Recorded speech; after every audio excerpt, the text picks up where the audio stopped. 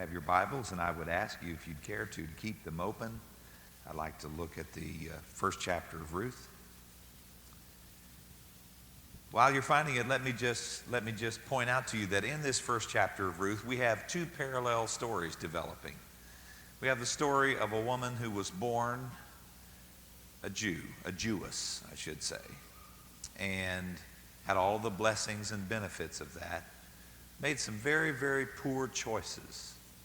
And those poor choices led her to a point of profound despair, where she's just saying, my life is sorrow, gloom, despair.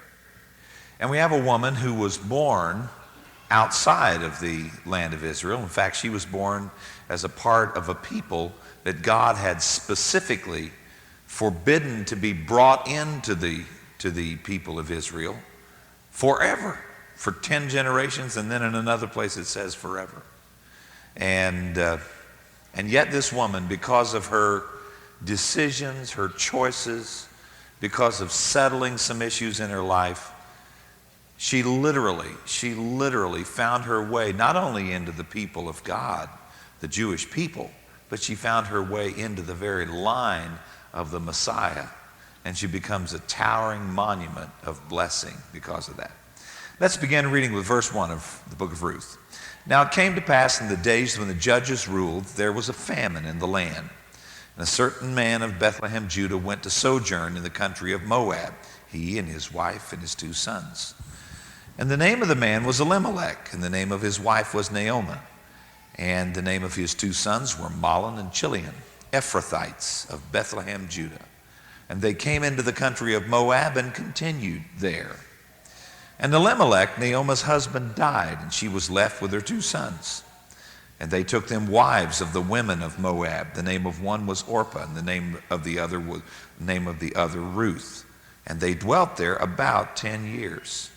And Mahlon and Chilion died also, both of them. And the women were left, the woman was left of her 2 sons and her husband. Then she arose with her daughters-in-law that she might return unto the country from the country of Moab, for she had heard in the country of Moab how that the Lord had visited his people in giving them bread.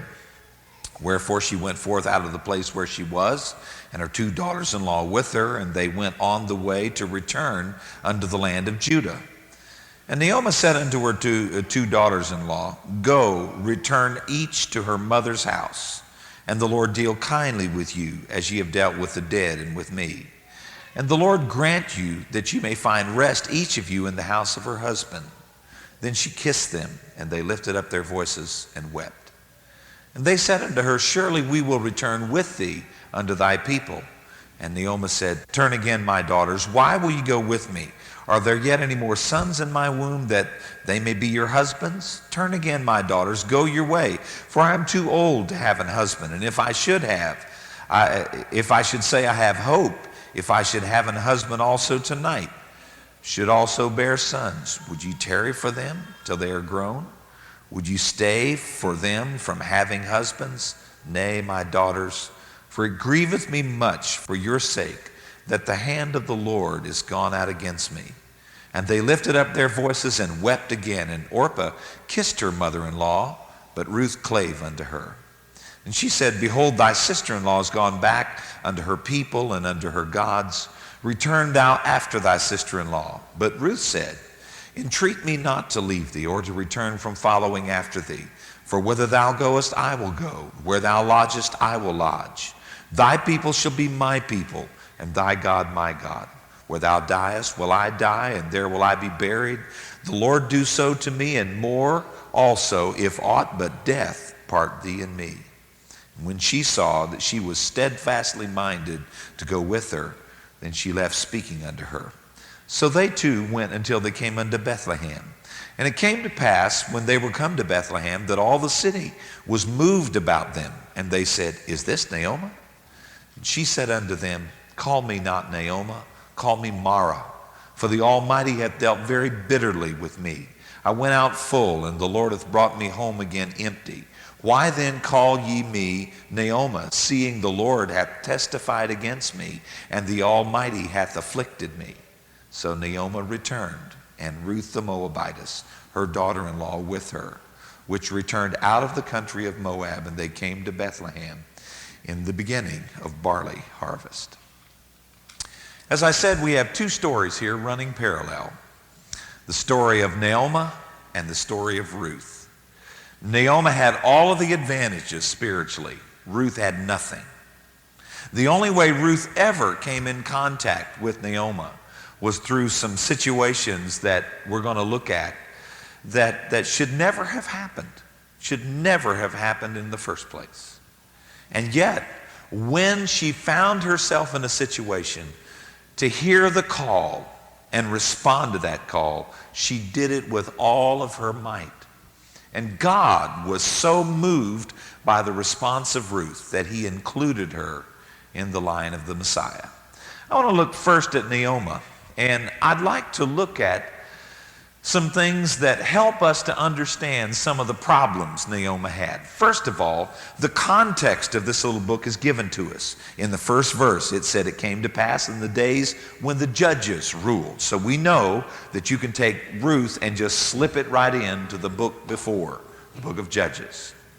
We know that during this time of the judges, there were cycles. In fact, there were 7 major cycles of falling into sin and going from God and worshiping idols, and then God bringing in judgment, like I talked about last night, to turn them back to him, brought in judgment. And they cried unto the Lord and said, "Oh Lord, deliver us."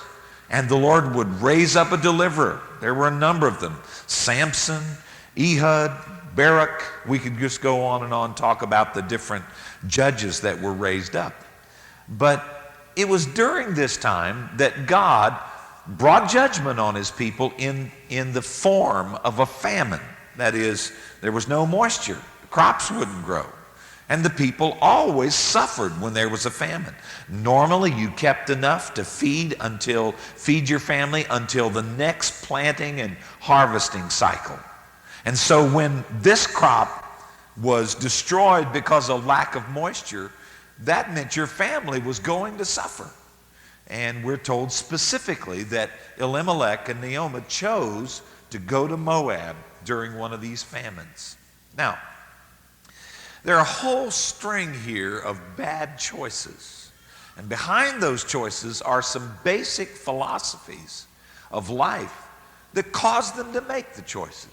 I'd like to look at those this morning because I'm afraid in altogether too many cases, we end up making some very, very foolish choices and then living with the consequences of those choices.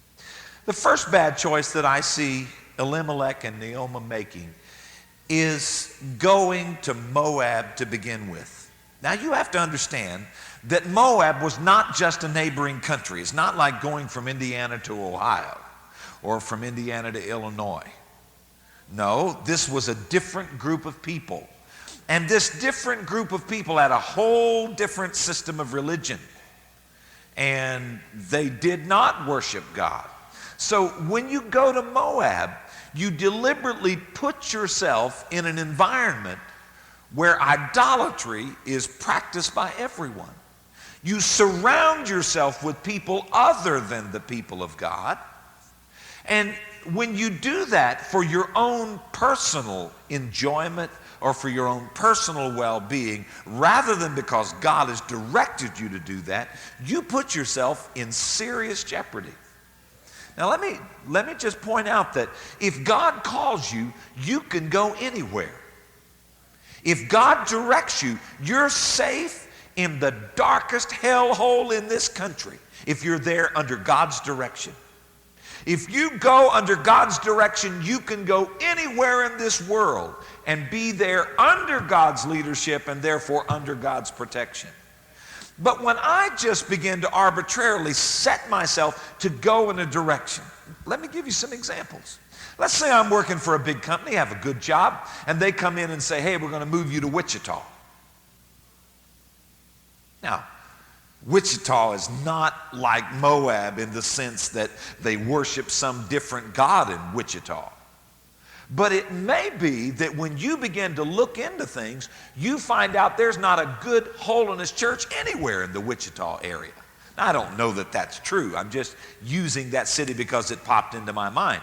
But if you go to that area and there's no place for you to take your family to church where they're going to get fed spiritually, where they're going to be instructed in the ways of God as God has shown you, what are you doing to yourself?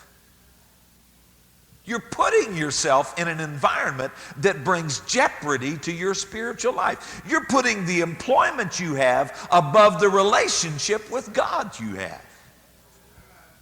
Let's suppose you look around in that area and find out there's not only not a good church, but there's not a good school anywhere for your kids to go. Now, I realize that there are some people in these days that are kind of reverting and thinking, oh, well, we ought to go ahead and send our kids to the public school. They can do this and they can do that. They have enrichment programs. And some people are even saying, let's send them because they have athletics. I want to tell you something. When you choose to put your children in an environment and a circumstance where in the soft, pliable, formative times of their life, they're surrounded by influences that not only disagree, but are actively antagonistic to God and His Word and the principles of righteousness, you, my friend, are doing a very, very foolish thing. When you put your children in the hands of a person for 5 of the best hours of their day, and that person is going to teach them out of books that deliberately exclude God and deliberately teach philosophies and values and lifestyles that are antagonistic to Christianity, you are not being fair to your children. You're saying that there's something more important in their life than them making it to heaven. Oh, I realize that there are some people who say, oh, well, I want my kids to go to a big college. I want my kids to have the opportunity to take all kind of specialty and enrichment classes. My son is brilliant. I want him to have the best. Do you want him to go to heaven? Do you want him to be a Christian?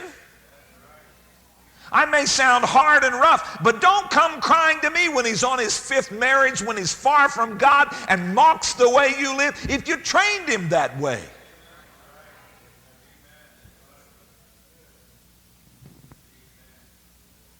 That is right.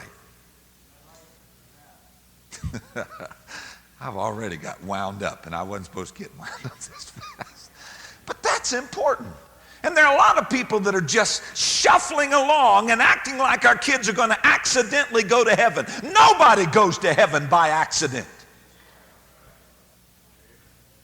If you don't plan for your child's physical well-being, they're going to be sick. They're going to break their arm or maybe their neck. If you allow them to just run, they're going to get into all kinds of difficulties physically. And if you don't plan for their well-being spiritually, you're jeopardizing something that's far, far more important than their physical health. This physical health, if we live the longest possible life, is nothing but a blip on the screen of eternity. I know people say, oh, Christian education is so important. Our church just rocked along well till we got a school. What do you expect? What do you expect? Where is the devil going to fight? He's going to fight where it means the most. That's where he's going to fight. You shouldn't be surprised that the devil fights Christian education with everything he has. He knows the treasure whether you do or not. And so many times we're just like wet noodles. The first little problem that comes along, we tuck our tail between our legs and run. Friend, you're giving away treasures. That's what you're doing. You're giving away treasures.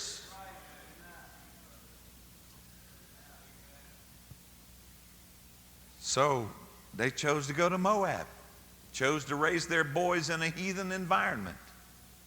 The second bad choice was running rather than dealing with problems. You see, we know they went because of a famine. And we know that the famine came because of God's judgment on sin. Now, when you read the book of Judges, There's no place in there where there's a famine that is of such a proportion that it just drove masses of people out of the country. There never's a famine there like the one that sent Jacob to Egypt. There were famines, there were hard times, but there was never anything on this scale. So what we have here is a man and his wife who say, boy, I'll tell you, I'm sick and tired of this tough living. I'm sick and tired of having to scratch gravel to find daily meals. We're going to go to Moab. They got plenty over there in Moab. They do have plenty. They have plenty besides food. So they chose to go to Moab. They chose to run rather than deal with problems. What should they have done? Well, the first thing they probably should have done was humble themselves before God. Because the reason the famine came was because of sin, because of disobedience to God. The third bad choice was staying in Moab. You get to the end of verse 2 of chapter 1 and it says, they came into the country of Moab and continued there. We know from later on in this chapter that, in fact, in verse 4, we know from verse 4 that they dwelt there about 10 years. And that 10-year period was the period in which their sons were most vulnerable.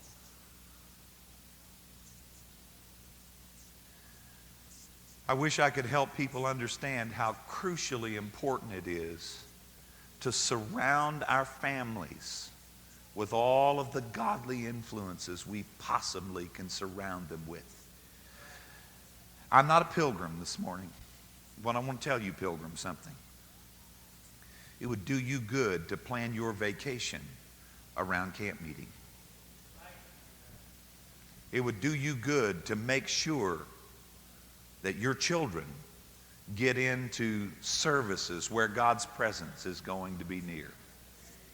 Do you good to see to it that your kids get to IH convention. Because what you surround them with will be the influences that shape and mold and make their lives. You know, you can live all of your days. You can live all of your days and never see Mount Rushmore. You can live all your days and never stick a toe in the Atlantic Ocean. You can live all of your days and never go to a Six Flags or never go to anything that would be looked up to as a fun thing to do in this world. But I want to tell you something. When the final tallies are counted, there's some things you can't live all your life and miss. You better find a place to be near the people of God, to be near where the glory of God comes, to be near where conviction can grip your heart, the hearts of your family. Elimelech and Naomi are in Moab. There's no spiritual life in Moab. There's heathenism. There are no good young people in Moab. There are heathen young people. There's no spiritual nourishment in Moab. You're not hearing the law read or taught. In Moab, you end up doing your own thing and doing what seems right and going along and somehow assuming because we're a little different than the rest of them that we're okay.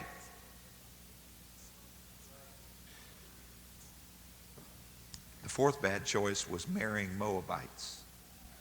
Moabites who were idol worshipers. Verse 15 talks about Orpah going back to her family and to her gods.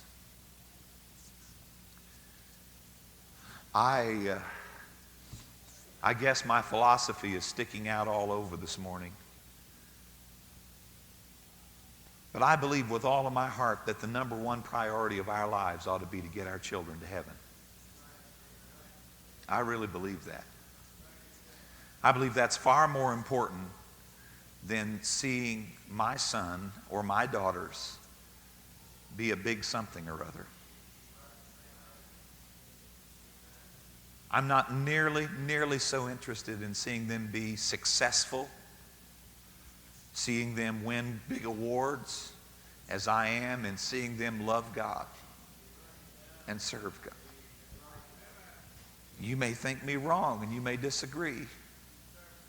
It's not that I don't care. I do care. about doing a good job in education. I do care about disciplining yourself to gain the value that's there from music. I do personally enjoy sports.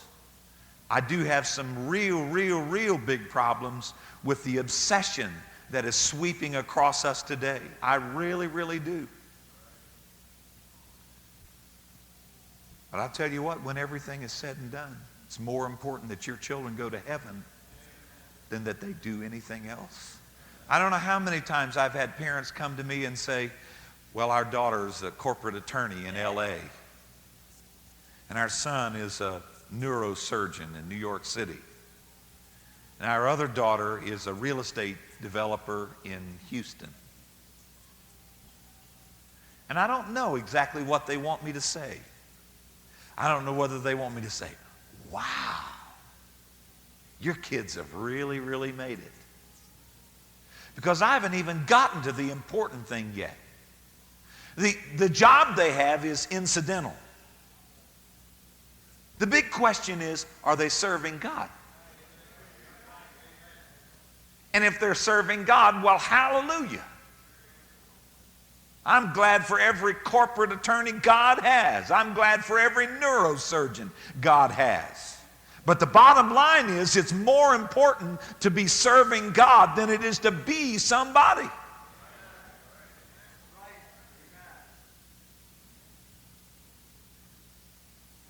Back of these wrong choices were some wrong values. You see, our actions are always the outflow of either ignorance, carelessness, or wrong values. Bad choices are outflow of either ignorance, carelessness, or wrong values.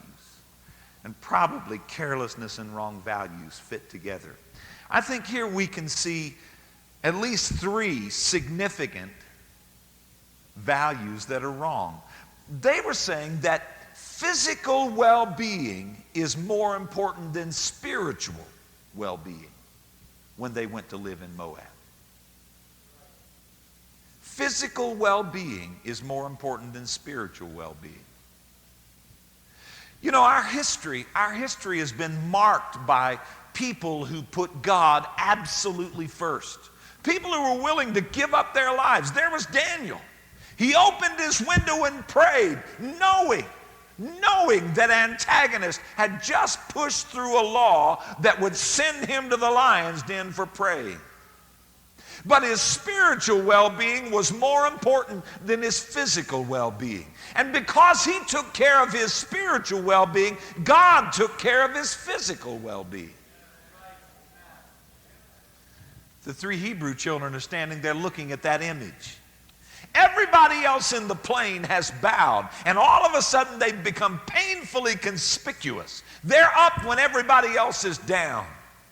And somebody runs to the king and says, those Hebrew guys that you gave such high jobs didn't bow, O king. And then the incredible happened. The king gave them a second chance. That's just absolutely unheard of. And so a person could conclude, well, this has got to be God. We've got a second chance. You know, this has got to be God. Lord, we're not bowing to the image in our hearts. We're just bowing to go along. But they said, O king, we're not careful to answer you in this matter. Our God, whom we serve, is able to deliver us out of the burning fiery furnace. But if he does not, we still won't bow. We still won't worship your image. And God Almighty came down and walked into the furnace before they got there. Physical well-being is not more important than spiritual well-being. The Bible says, seek ye first the kingdom of God and his righteousness, and all these things shall be added unto you. Does that mean you won't have any times of privation and difficulty? No. Does that mean that things will never go wrong? No. Does that mean that the world will never look at you and say you're a fool? No. It doesn't mean any of those things. What it does mean is the God of heaven who keeps all of the tally sheets, that God will not fail you when you don't fail him. The second wrong value they had was that the good life was more important than a good relationship with God.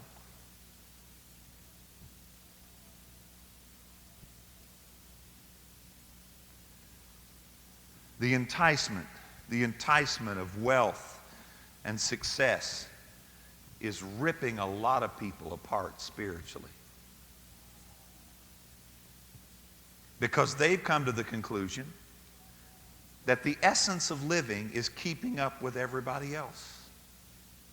And so if dad's income can't afford us that opportunity, we'll add mom to the workforce. And then if these combined incomes can't do the job, then we will add other work to it. And we end up filling our lives full so we can have all of the things that are supposed to be so enjoyable. You know, I realize I run straight upstream when I say this. But there are a lot of people that ought to stop and take a long, hard look at what they've got when they're both running and both going, and home is just simply a place where we just kind of meet in passing. You may drive a Lexus. You may wear designer duds. You may have the best of everything. You may have bought that house out there on the lake in that exclusive community. But what do you have?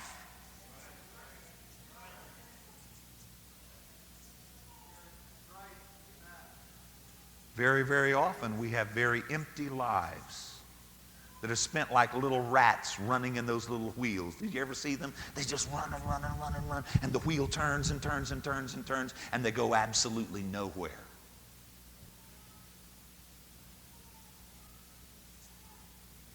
And we plug in those things that give us a zing every once in a while to try to make life meaningful.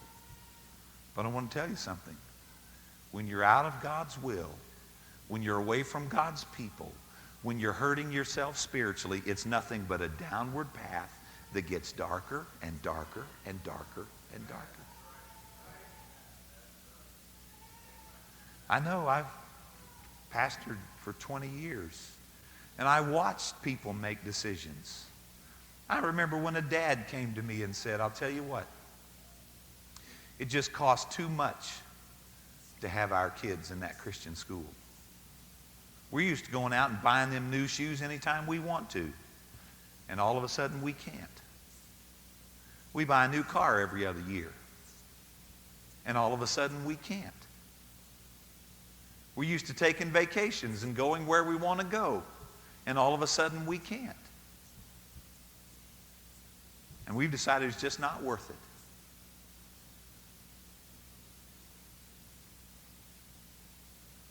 He was older than I was. I couldn't tell him anything. My kids were just little. I couldn't tell him anything. To this day, he's my friend. But I want to tell you, life's been a series of heartaches ever since then. Just one after another, after another, after another. The good life is more important than a good relationship with God. The third principle is that posterity is more important than purity. Well, the boys have to marry somebody. You know, God hadn't left any question in Deuteronomy 23:3 when he said, the Ammonites and the Moabites shall not enter into the congregation of the Lord, even to their 10th generation shall they not enter into the congregation of the Lord forever. That's about as clear and strong as you can get. But they're in Moab. And by their being there, they're saying Moab is okay. And they condone relationships. And relationships end up with marriage.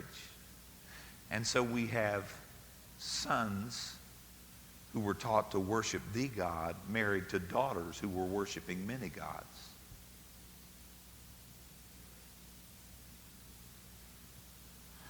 I need to talk to you this morning about what you do with your children when it comes to the time of life when it's as natural as breathing for them to pick a companion.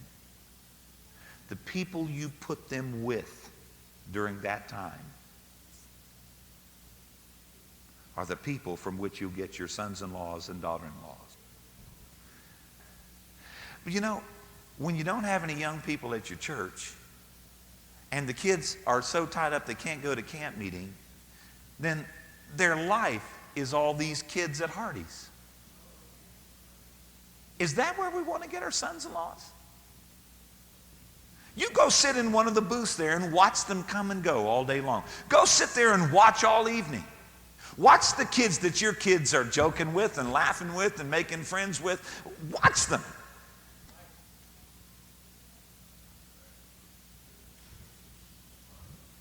Your kids come along and they say, well, Dad, I want to be a pharmacist.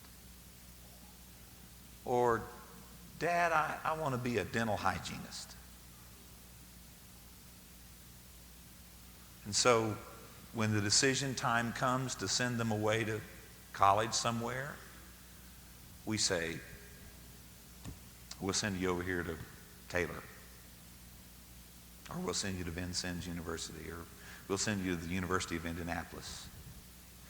Before you do that, let me just talk to you. Let me just talk to you. Now, in this time of life, it's as natural as breathing for your child to make some of the most important decisions they'll ever make. And one of those is, who's going to be their companion? And if your child is in an environment where they are totally surrounded by people, the vast majority of whom make no profession of being a Christian, and those who do profess Christianity are not the kind that you would like to have for a son or daughter-in-law, should you be surprised if you surround your kids with those kind of people, if they marry those kind of people?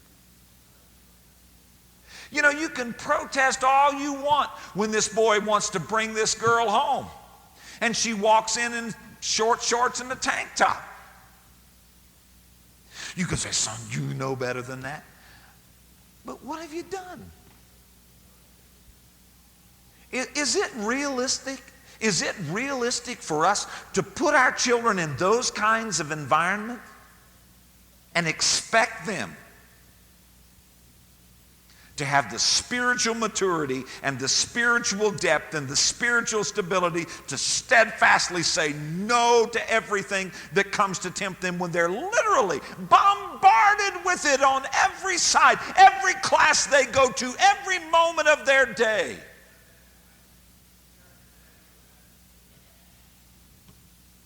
Should we be surprised when they make choices that bring a Philistine into our family? Or a Moabite? Now, what's going to happen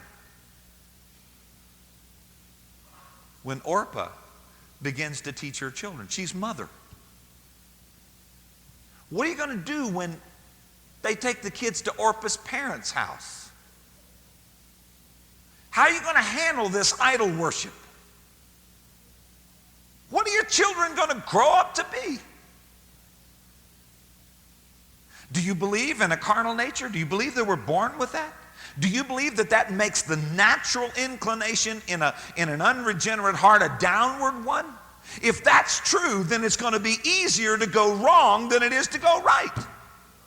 It's going to be easier to make wrong choices than it is to make right choices. So these kids growing up in this split home, if the home is truly split, so often the downside pulls the upside down.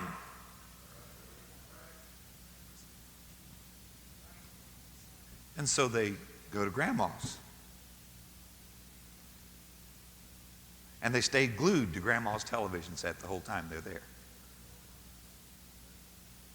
And grandma takes them to the store and buys them all kind of clothes that you don't approve of and lets them do things that you don't approve of. And you got the makings of a major blow up in a family when you got those kind of things.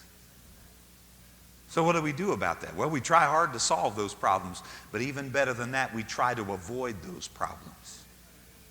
Now, I realize that not every young person is called into ministry. But I'll tell you what, there's some things that just cost too much. Just cost too much. If I lose my kids, I lose the only thing I can take to heaven with me. You can build big churches. You can be a foreman at a major corporation. You can be an executive vice president of a major corporation. But when you walk through the narrow door of death, you leave every title behind you, all the money, all the houses and cars and everything else you ever gained. But you can't take your children to heaven with you. So you say, what are you saying, Brother Stetler? I'm saying you ought to send your kids to a Christian school. I'm saying you ought to send your kids to a Bible school, at least for some time. I've gone to a secular university. After I'd graduated from Bible college and was pastoring a church, I had an interest in writing, so I went back to Miami University of Ohio and took some entry-level writing courses and then some advanced writing courses. And in those entry-level writing courses, I saw something that shook me clear to the soles of my shoes. I saw professors who took delight in just annihilating any faith kids had. I had a professor named Church, had 2 earned PhDs, probably one of the brightest fellows I've ever bumped into. And that man just mocked and sneered at any concept of God. He took kids fresh out of high school, kids that were no match for him intellectually, and just cut them to ribbons.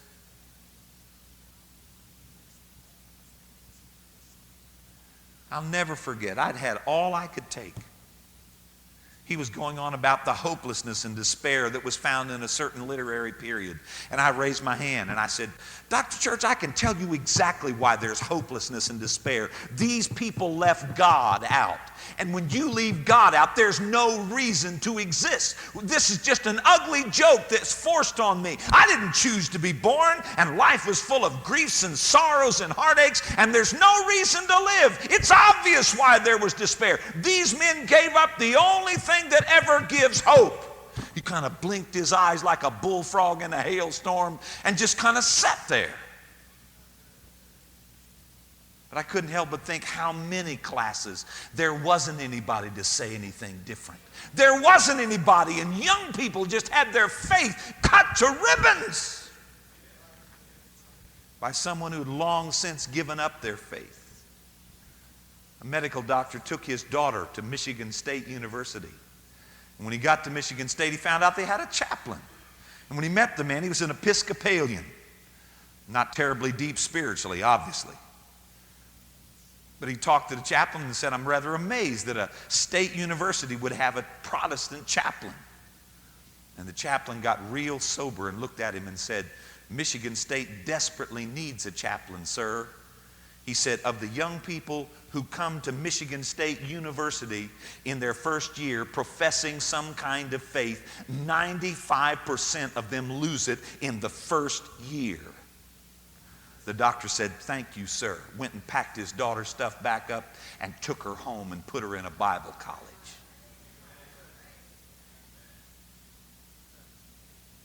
People look at me and say, listen, it's a lot cheaper.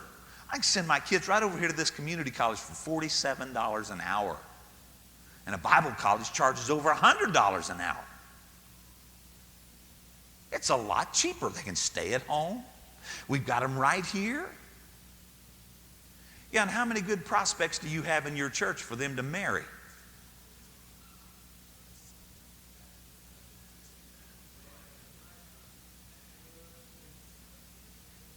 Do you really want them surrounded the majority of the days in the week by young ladies who come to class dressed any way or undressed any way they please? Do you really want your sons looking at that? Is that really what you're interested in? Do you want him being drawn to that kind of thing? Do you want them flaunting and enticing right in front of him? What kind of a spiritual giant is that going to make?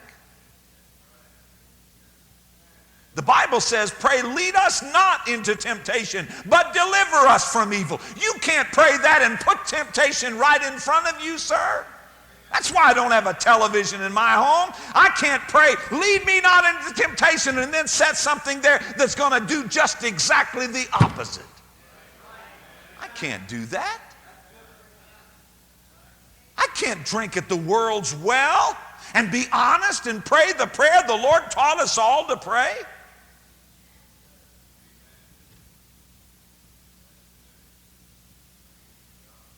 Some of you are saying, well, we would expect that out of you. You're a biased Bible college president. I want to tell you something. A long time before I was a Bible college president, I believe what I believe this morning. And I believe that there's a reason why some people lose their kids. They gamble with them. And they gamble with the devil when they do that. And 95% of the time you lose when you gamble with the devil, friend. I want to tell you that. So here's Ruth. She and her husband chose their own way. They put themselves out of God's will, involved, their sons were involved with relationships that God did not condone or God did not desire. And now Ruth has got a frowning God. You know, when you build your life and you don't get God's direction, when you make choices and you go, and then you get out there dangling in the wind with problems besetting you like a pack of wolves on every side, you've got a frowning God. Not because he's really frowning, but because your own heart condemns you. You know you put yourself in this mess. And that's where Naomi is. Listen to what she says. When she comes back, the whole city is moved. Verse 20, verse 19, verse 20, she said unto them, call me not Mara, call me not Naomi, call me Mara, for the Almighty hath dealt very bitterly with me. Now, I'm sure she's talking about the death of her husband and the death of her sons.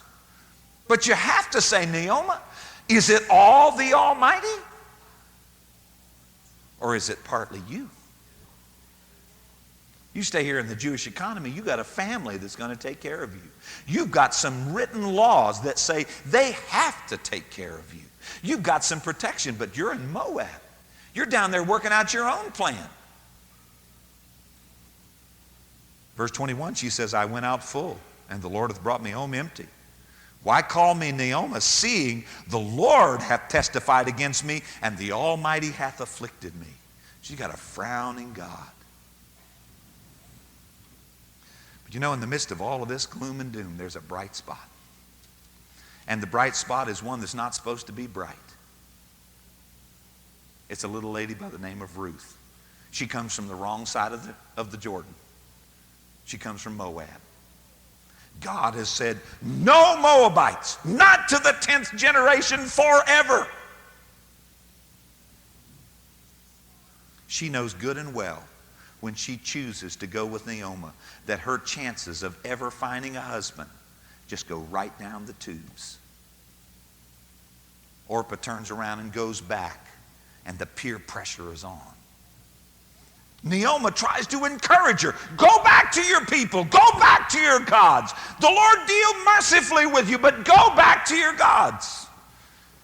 But what she says becomes one of the stellar examples of commitment that you'll find anywhere in the pages of Scripture. She said, don't you entreat me to leave you or to return from following after you. For where you go, I go. Where you lodge, I lodge. Where you die, I die. Your God's my God. Your people, my people. And that's forever. This young lady had counted the cost and abandoned herself in the pursuit of God. She just turned her back on everything that would be convenience, everything that would be the easy way, everything that would be logical according to man's reasoning. She did the absolutely ridiculous, except from the perspective of one who wants to seek God with all of their heart. And she said, I'm going with you.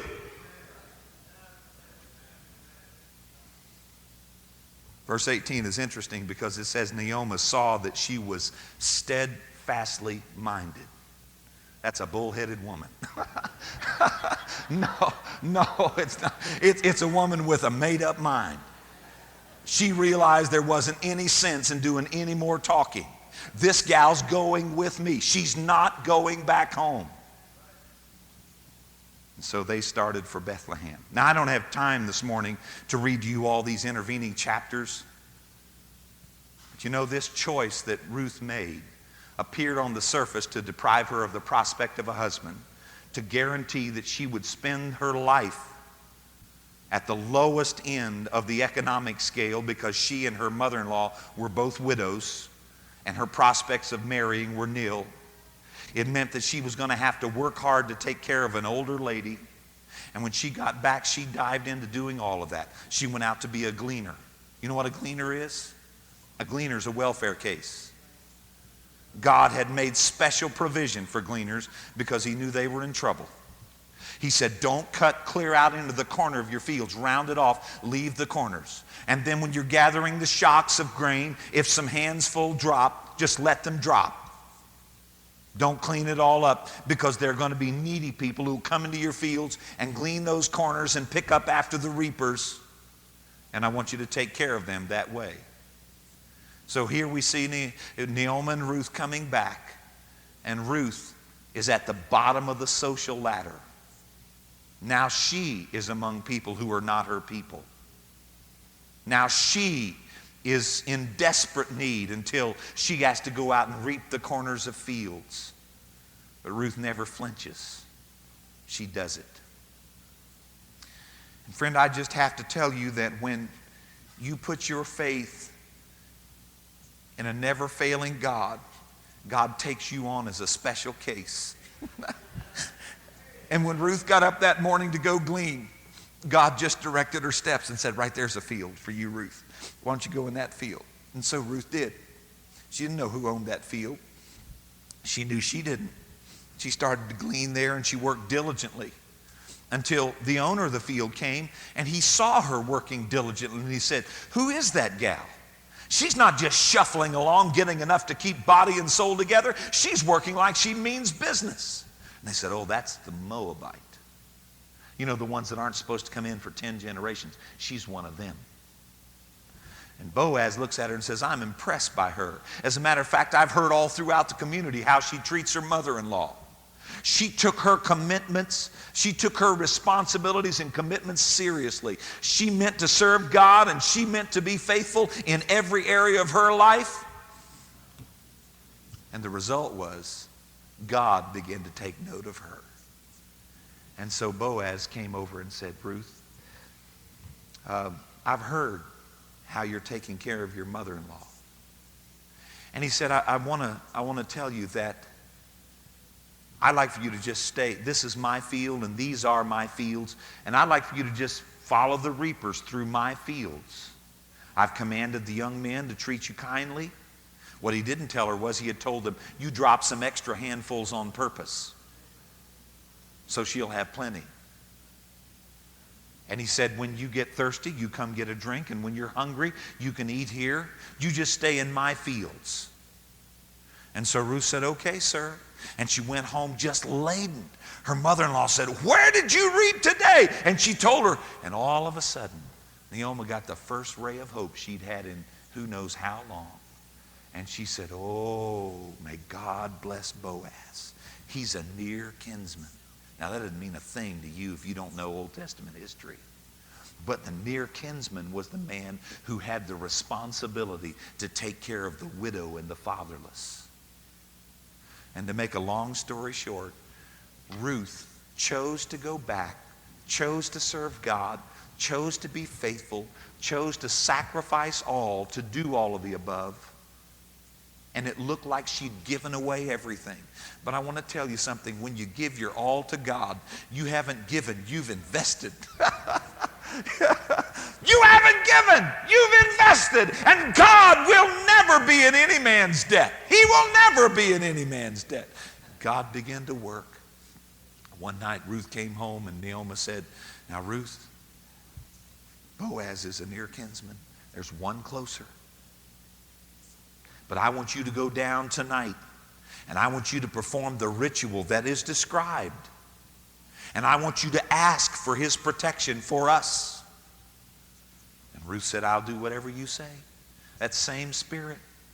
I'm going this way. I'm not going any other way. I will serve God. She went. Boaz said, I've already checked it out. And there's one closer than me.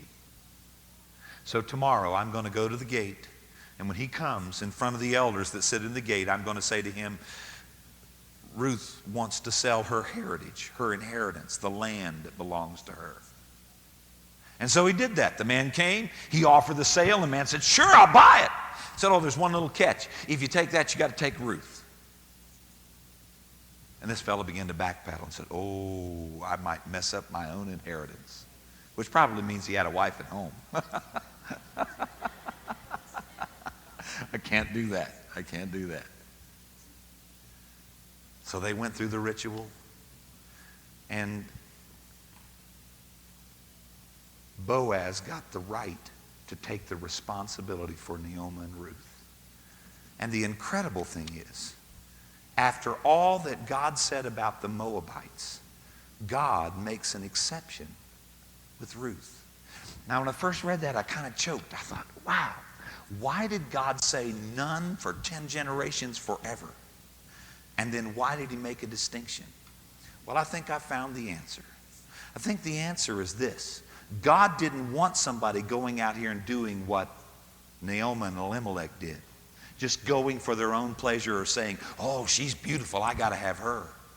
But what you have is somebody from there coming to God and saying, I'm going to serve you. If I never have a husband, if I never have a blessing in life, I'm going to serve you.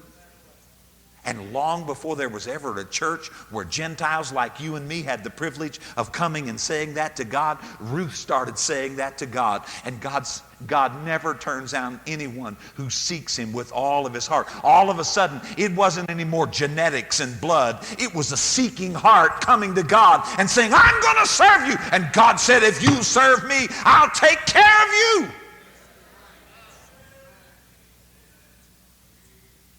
So the God of heaven took a girl that shouldn't have been and put her in the line. In fact, he didn't just put her in the line. He put her in the line where she became a part of the line of the Messiah. She had a son named Obed. Obed had a son named Jesse. Jesse had a son named David. And it was the line of David from which Jesus Christ came. So a lady from the wrong side of the river, a lady from outside the scope of God's people, that lady found her way in by committing herself to God and abandoning herself to God. But you know, that's not even all of the story. You look with me at what is said in chapter 4, the last chapter of this book. Because now Naomi is a grandmother. Her daughter-in-law, Ruth, has had a son, not by her son, but by Boaz. And in verses 14 to 16 we read, verse 13, let's begin there. So Boaz took Ruth, and she was his wife. And when he went in unto her, the Lord gave her conception, and she bare a son. And the women said unto Naomi, that is the women who came and said, is this Naomi? Now they're coming, and they're saying unto Naomi, blessed be the Lord, which hath not left thee this day without a kinsman, that his name may be famous in Israel. And he shall be unto thee a restorer of thy life and a nourisher of thine old age. For thy daughter-in-law, which loveth thee, is better to thee than 7 sons, and she hath borne him. And Naomi took the child and laid him in her bosom, and she became the nurse. And the women of her neighbors gave it a name, saying, there is a son born to Naomi, and they called his name Obed. Now the irony of this is, Naomi makes poor choices, ends up on the frowning side of God in a land far away where idol worshipers are all around her. But she heads back. And with her comes Ruth. Ruth, who started there on the wrong side of the river. Ruth, who didn't have a chance, who was excluded by Scripture. But she comes seeking the God that Naomi introduced her to. And she seeks him with all of her heart. I'll follow you. I'll serve you. I'll love you. If I never have a husband, if I'm always poor, if I never have anything, I'm going to die in this land serving you. And God begins to bring the two strands together. And he gives Ruth a husband. He gives her a child. But in the process, he brings Naomi back. And Naomi has one to restore her and to nourish her in her old age because Ruth obeyed God. You know, I guess the principle involved here is when you put God first and you get to the end and you begin to tally things up, it always comes out on the plus side. When you put yourself first and go your own way and you get to the end and tally it up, it always comes out on the dark, empty side. Let me just close by talking about my parents for a moment. My mother was raised on a tobacco farm in the state of North Carolina, as poor as she could be. But that family learned how to work, and many of them became well-to-do people through hard work. My father was raised on a farm and not too far to the west of here, over around Lafayette, Indiana. Never had much. His father had a heart attack young, and family just kind of bumped around from place to place. Grandpa never could keep a good job. But that couple chose to serve God. They came together in Cincinnati and met at God's Bible School and married, and they began to make choices. Daddy got a good job at Procter & Gamble, and they called him one day and asked him to go back and teach at GBS. The next week they came and asked him to go to foreman school. Daddy knew that he and Mother were having things they'd never, either one, ever had in their life before with this good employment. He knew that it would be a sacrifice for him, but he wondered even more about my mother. But God was working with her. She tells how on Sunday afternoon, when she was fixing lunch, Daddy would go in the chair and lay it back, take a little nap. We'd go play, and she and God were in the kitchen. And God would say, Jewel, would you be willing to give up some of the nicer things that you've had since Kenneth's been working at P&G? Would you be willing to live on less? Would you be willing to raise your family that way? And she said, I came to the place where I was saying, yes, Lord, yes, Lord, yes, Lord.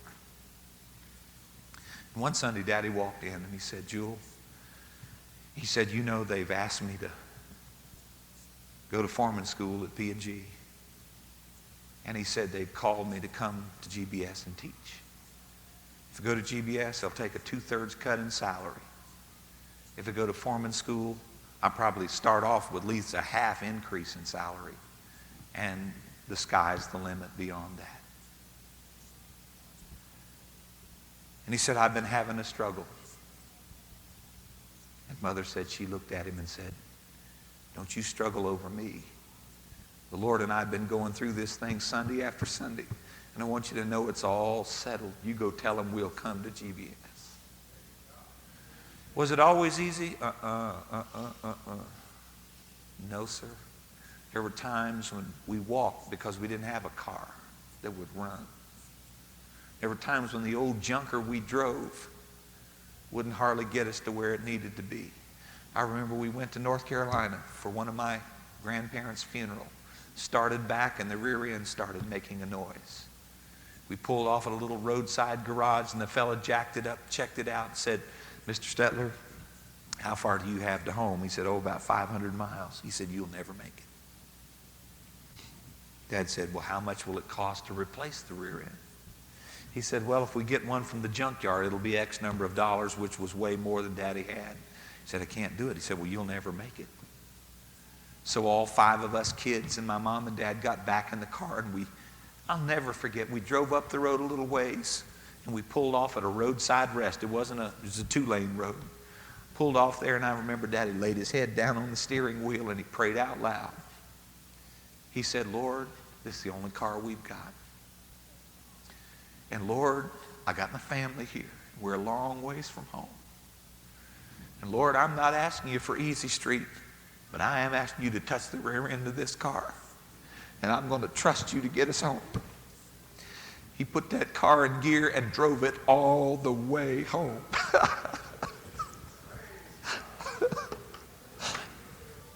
The rear end went out in the parking lot.